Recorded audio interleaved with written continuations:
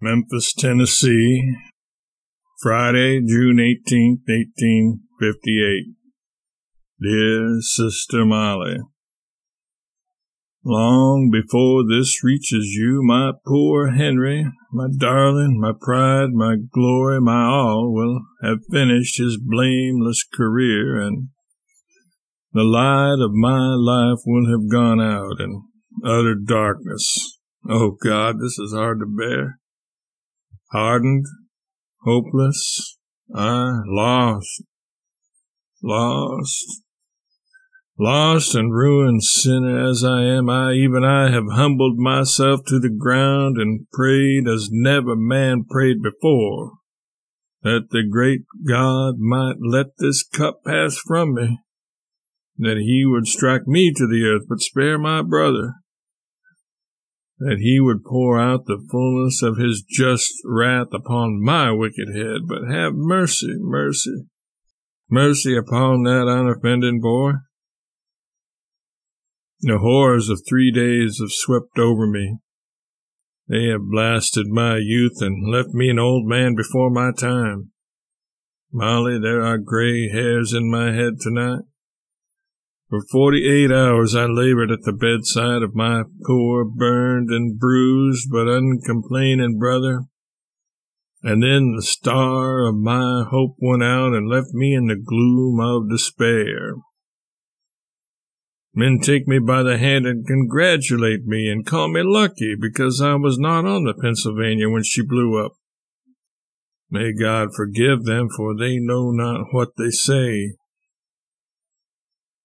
Mollie, you do not understand why I was not on that boat. I will tell you. I left St. Louis on her, but on the way down, Mr. Brown, the pilot, who was killed by the explosion, poor fellow, quarreled with Henry without cause while I was steering. Henry started out of the pilot house. Brown jumped up and collared him, turned him halfway around, and struck him in the face, and him nearly 6 feet high. Struck my little brother. I was wild from that moment. I left the boat to steer herself and avenge the insult.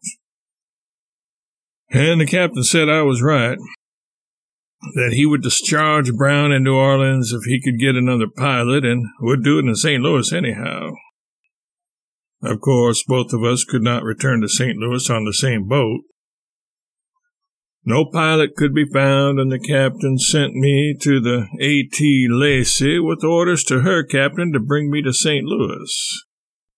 Had another pilot been found, poor Brown would have been the lucky man. I was on the Pennsylvania 5 minutes before she left New Orleans, and I must tell you the truth, Mollie. 300 human beings perished by that fearful disaster. Henry was asleep, was blown up, then fell back on the hot boilers, and I suppose that rubbish fell on him, for he is injured internally. He got into the water and swam to shore and got into the flatboat with the other survivors.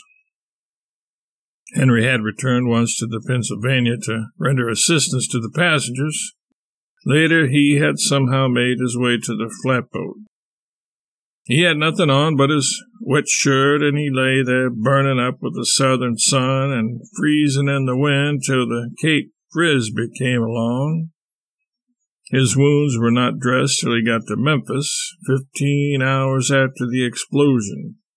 He was senseless and motionless for 12 hours after that. But may God bless Memphis, the noblest. She has done her duty by these poor, afflicted creatures, especially Henry, for he has had 20 times the care and attention that anyone else has had. Dr. Peyton, the best physician in Memphis, he is exactly like the portraits of Webster, sat by him for 36 hours. There are 32 scalded men in that room, and you would know Dr. Peyton better than I can describe him if you could follow him around and hear each man murmur as he passes, "May the God of heaven bless you, doctor." The ladies have done well, too. Our second mate, a handsome, noble-hearted young fellow, will die. Yesterday, a beautiful girl of 15 stooped timidly down by his side and handed him a pretty bouquet. The poor, suffering boy's eyes kindled, his lips quivered out a gentle, "God bless you, miss," and he burst into tears. He made them write her name on a card for him that he might not forget it. Pray for me, Mollie, and pray for my poor sinless brother. Your unfortunate brother, Samuel L. Clemens. P.S. I got here 2 days after Henry.